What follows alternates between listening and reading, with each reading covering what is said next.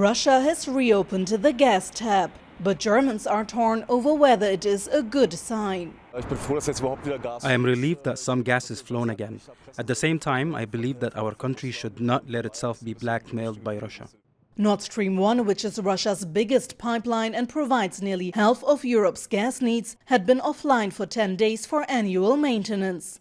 Many in the region feared Moscow would not turn the taps back on after completion, as it has continuously cut flows following Western sanctions over the war in Ukraine.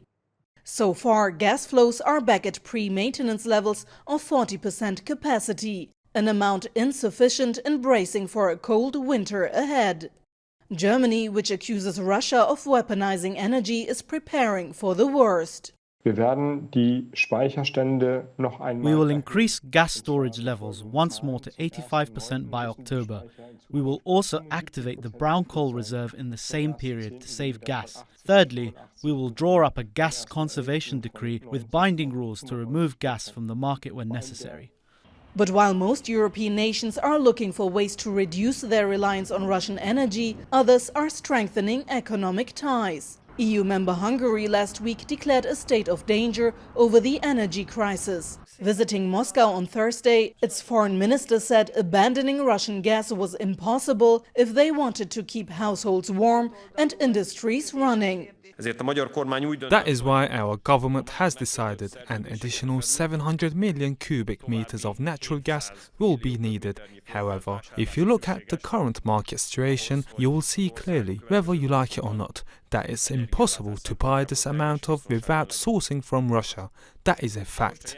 At the same time, Spanish and Portuguese officials have spoken out against an EU proposal to cut the bloc's gas consumption by 15% until March next year. Madrid and Lisbon argue the measure is unsustainable, saying they barely use Russian gas compared to their neighbors and won't allow for their citizens to suffer cuts.